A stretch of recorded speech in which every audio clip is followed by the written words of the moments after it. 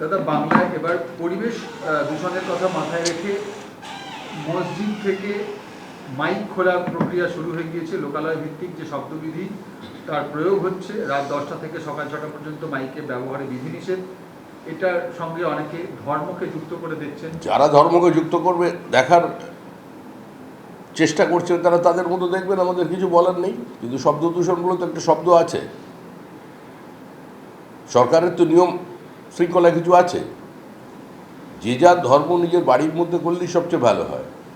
মসজিদে যান, নামাজ পড়ুন, মন্দিরে যান, মন্ত্র পড়ুন, বারবার মাইক লাগানোর প্রয়োজন কি আছে? আপনাদের নবতম শরিক দল এবং বৃহত্তম শরিক দল এনসিপিআই এর দুই সাংসদ আজকে বলেছেন যে একটি সম্প্রদায়ের মানে মসজিদে মাইক বন্ধ হবে, আরেকটি সম্প্রদায় 4-5 দিন ধরে মাইক লাগিয়ে পুজো করবে, এটা হতে পারে না। এর বিরুদ্ধে আমরা প্রয়োজনে আন্দোলনে নামব।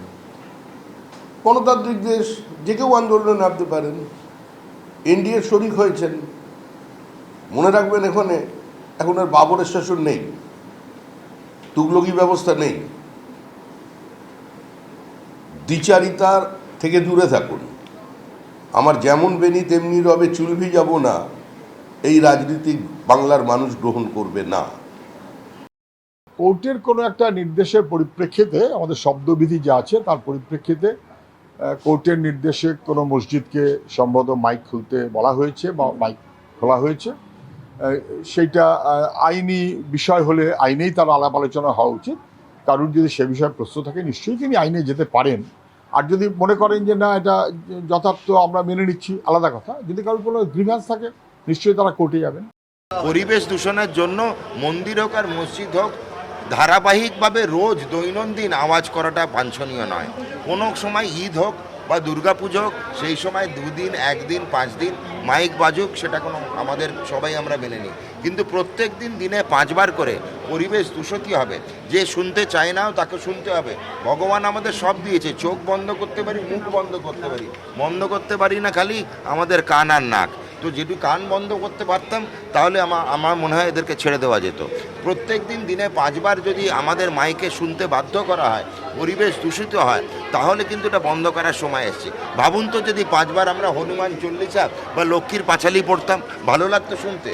আমরা যতটা সংযত থাকি, বাকি ধর্মের যারা অবলম্বন করছে তাদেরকেও সংযত থাকতে বলবো। ধর্ম নিজের নিজের, আপনারা নামাজ পড়ুন, যাই পড়ুন, বাড়িতে বসে পড়ুন, মাইকে অ্যানাউন্স করে পড়ার তো কোনো যৌক্তিকতা দেখতে পাচ্ছি না।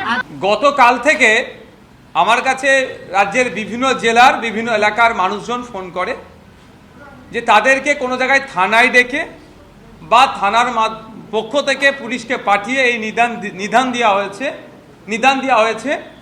যে মাইক খুলে নিতে হবে। মসজিদ কমিটি বা ধর্মস্থান, মন্দির বা যে কোনো জায়গাতে মাইক খুলে নিতে হবে। বিশেষ করে মসজিদে যেগুলো খুলেছে আমার কাছে খবর এসেছে, যেগুলো কে বলেছে। আমরা জানতে চেয়েছি কিন্তু পুলিশের পক্ষ থেকে কোনো রিটেন অর্ডার কপি বা নোটিফিকেশনের কোনো কপি দেয়নি। পুলিশকে জিজ্ঞাসা করা হলে পুলিশ এ ধরনের তাদেরকে এড়িয়ে গেছে যে এই ধরনের কোনো রিটেন কপি নাই, বলা হচ্ছে এটাকে শুনতে হবে। কিন্তু এটার উপরে হয় না। আমরা দূষণ নিয়ন্ত্রণের পক্ষে বারবার, পলিউশন কন্ট্রোলের পক্ষে আমরা, পলিউশন হোক, সাউন্ড পলিউশন হোক, আমরা কোনোভাবেই চাই না। কিন্তু এটা একবার না একাধিকবার কলকাতা হাইকোর্ট থেকে সুপ্রিম কোর্ট পর্যন্ত মামলা গড়িয়েছে।